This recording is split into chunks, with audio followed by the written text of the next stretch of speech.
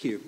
And so now you're all primed to be thinking, okay, if this is for me, then where do I go from here?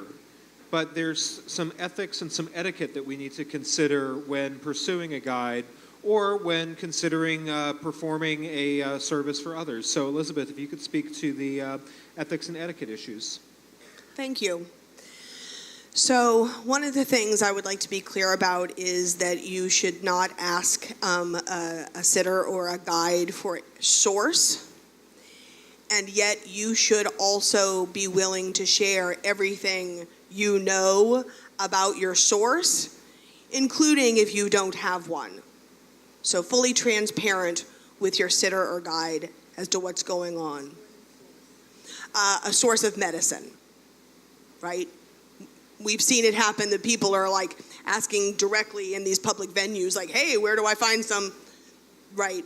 So that's a conversation to be had in private.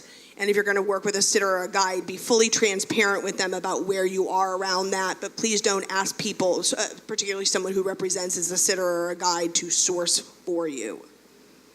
Okay? Also agreeing to accept a sitter's guidance.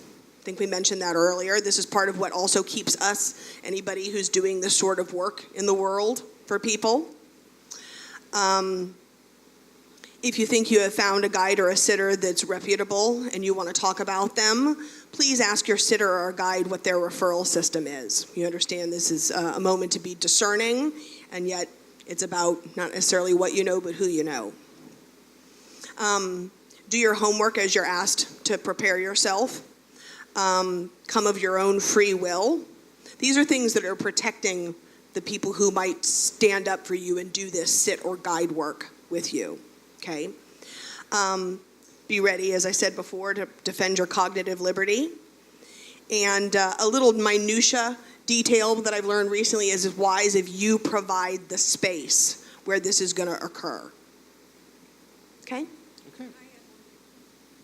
I just wanted to add, don't approach a possible sitter by email or even phone, and don't ask, I hear that you do psychedelic sitting in your email. That puts sitters at risk. Question on this side. Hello. If we're not supposed to call or email about guide information, what's the best way to go about getting in contact with a guide to get that information? You can call and you can email. You just can't mention certain sensitive words. So you could say, I'd like more information about your work, about your training, about your intensive journeys. Those are good, safe words to use.